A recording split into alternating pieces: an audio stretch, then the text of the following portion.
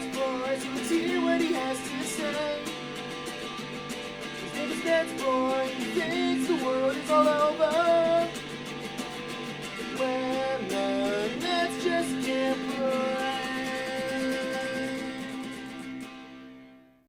What up, Net fans? NetsBoy here, bring you latest in your Brooklyn Nets news. All right, we've got a lot to talk about, a lot to discuss, and a lot to analyze in this episode. So let's dive right in.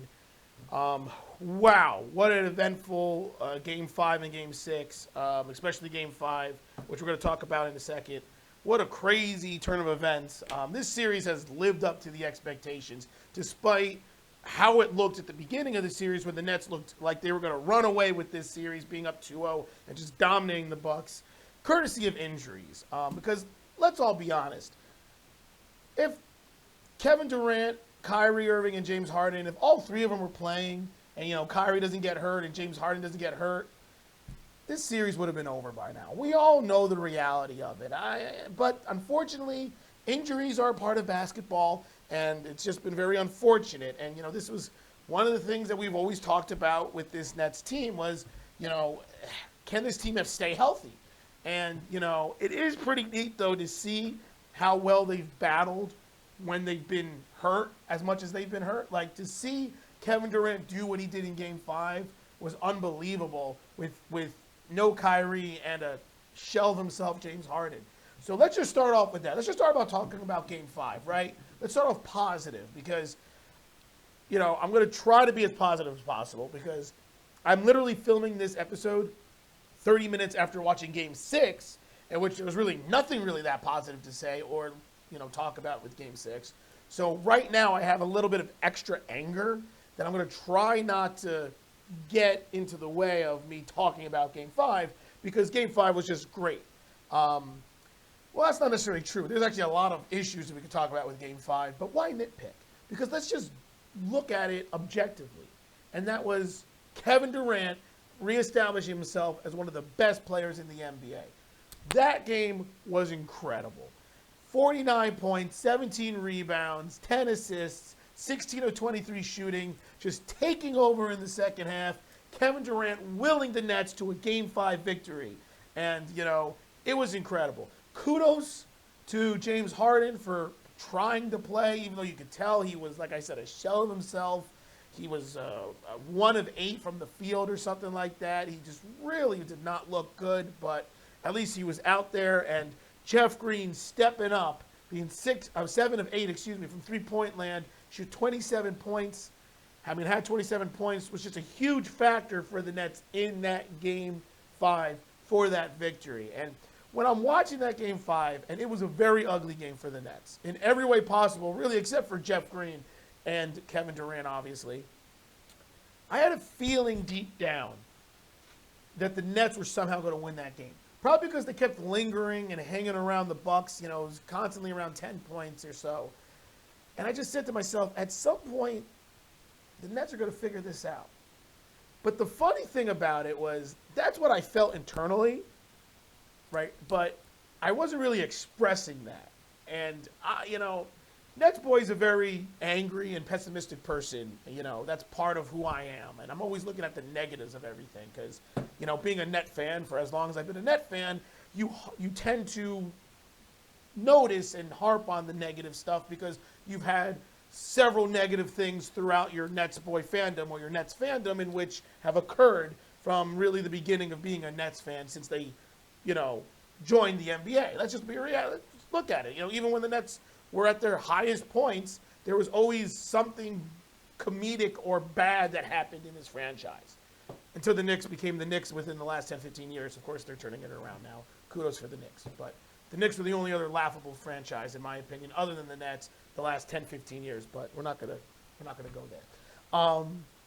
So I'm always angry and upset. And no joke, this was a legit text message conversation that I had with a friend of mine that I said at halftime of Game 5. I'm going to read you exactly what I said to him. Everybody sucks, and KD is overrated. Harden looks like he's afraid to move. This game is a nightmare. This game is over. The Nets will lose. That is what I said at halftime to my friend about Game 5. That is like the funniest thing in the world. And like, especially the first part. Everybody sucks and KD is overrated. Well, the first part was true. Everybody did suck on the Nets except for Jeff Green.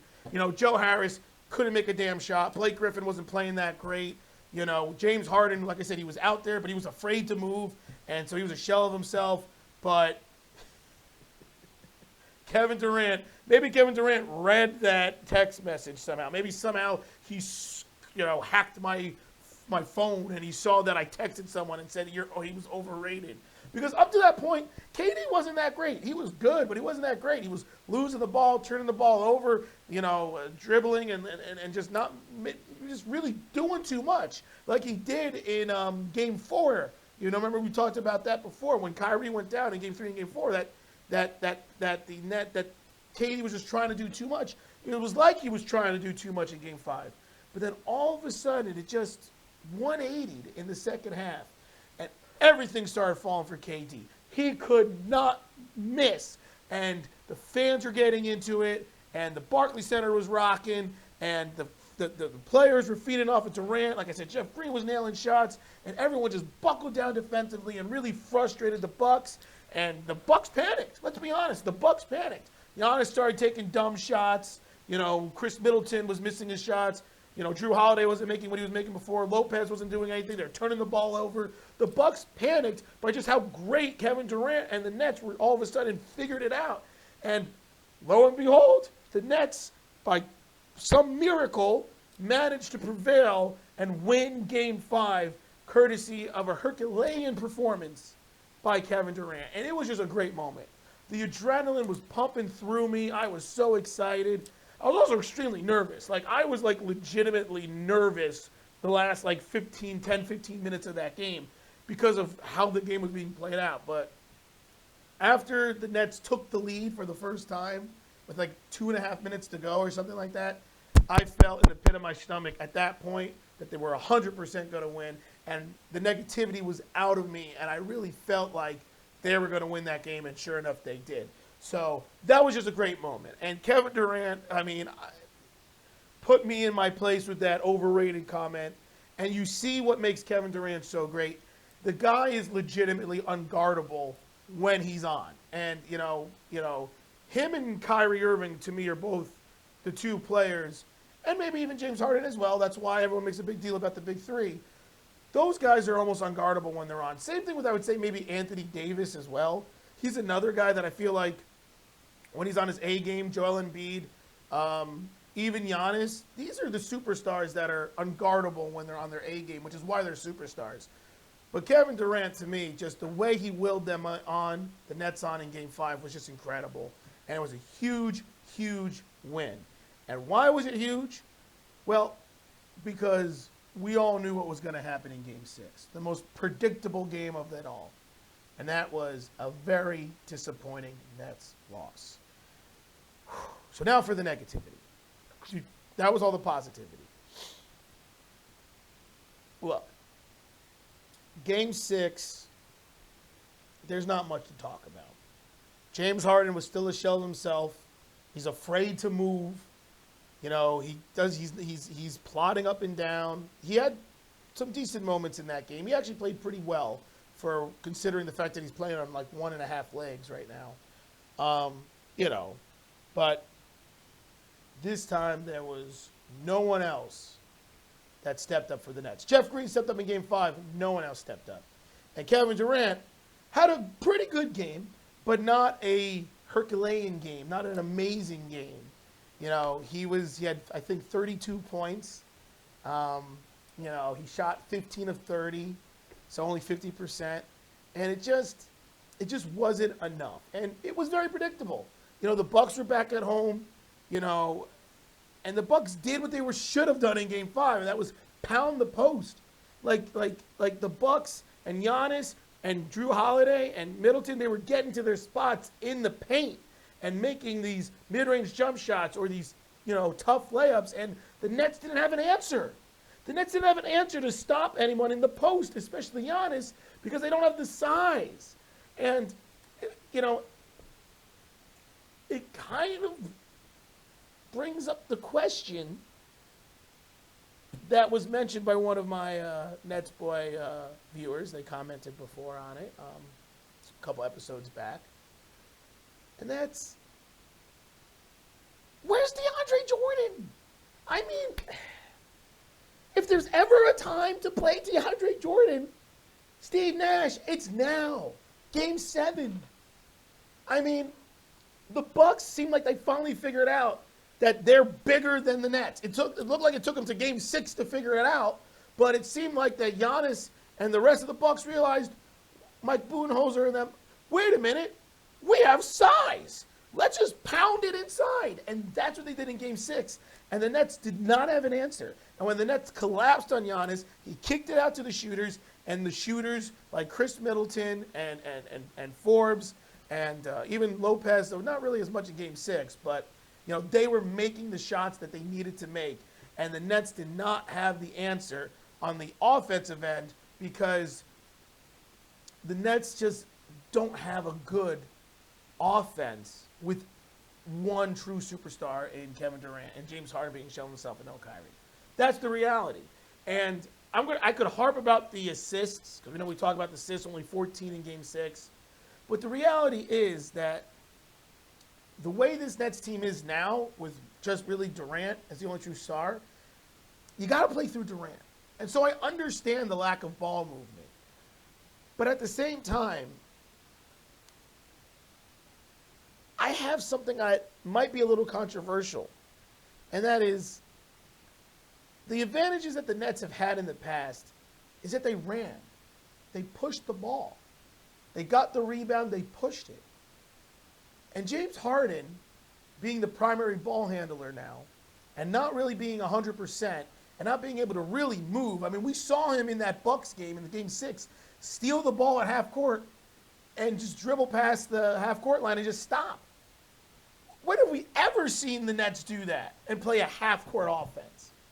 And the reality is, I don't think the Nets can win playing a half court offense against this Bucks team. Not when the Bucks seem like they figured out that they're bigger than the Nets. I can't believe I'm saying this, but if that's the way James Harden is going to play moving forward in Game 7, and it's not because, that's the way he wants to play, it's because it's the way he has to play, because he's not 100% with that hamstring. But if that's the reality, I can't believe I'm saying this, but maybe you should play Mike James more, or Tyler Johnson, or Chris Chiozza, because when you don't have Kyrie Irving out there who can give you 30 points on any given night, and you're not getting production from Joe Harris, who has been the biggest disaster in the history of basketball ever since Game 2. He had that great Game 2, right? He was making everything. Since Game 3 on, Joe Harris has been non-existent. If you're not going to get anything from Joe Harris, and you're going to get inconsistency from Jeff Green and Blake Griffin, and you don't have Kyrie, and you have James Harden, who's not quite the type of player he is, he needs to be, he can't really move that well, and all you have is Durant, you got to run. You got to push the ball. You got to push the tempo. You got to create offense and put pressure on the Bucks defense, because you want to know something? The half-court offense of the Bucks is better than the Nets' half-court offense at this point. The Nets' half-court offense is give the ball to Durant and let Durant score. They double-team, let Durant kick it out. But you want to know what the Bucks' half-court offense is? A pick and roll with Giannis and Drew Holiday and Chris Middleton. Get Giannis the ball at the top of the key, dribble, penetrate, and kick out to the open shooters or finish around the basket. And it's more effective because the Nets don't have the size. So some bold coaching strategies that I might try to do if I'm Steve Nash in Game 7 is, number one, play DeAndre Jordan. Because if you're going to make it a half-court game, well, then you got to be able to defend in the half-court. And if Giannis is going to go to the basket as much as he did in Game 6 compared to what he did previously in the series, you need your best interior defender to combat him and the strongest player you got. And that is DeAndre Jordan. Do not worry about Giannis making mid-range jump shots. Do not worry about Giannis making threes. Worry about meeting him in the post. Now, look, Blake Griffin's done a very good job. But the reality is, DeAndre Jordan would probably do a better job. And I think DeAndre Jordan should play in Game 7. I think it'll be a little radical and something that I don't think Steve Nash will do because, the whole series and really the whole playoffs, DeAndre Jordan has been a non-factor. But I think he should play him. And I think that, especially if you're going to keep it half court, because the other bold prediction and idea I have is what I just alluded to, and that's play James Harden less and go with guys who can run the court. But you want to know something? That's not really going to happen. So I really shouldn't talk about that too much more. But, personally, I do think that would help the Nets offensively. Because let's be honest here now. The games the Nets have lost, 3, 4, and 6, have been because the offense is just not good. Because you're missing your second best player and your third best player is a shell of himself. And, I'm just saying Kyrie's the second best, but the second best scorer, we'll say. And that's the reality is this Nets team, this explosive offense is just not good enough the way it's constructed.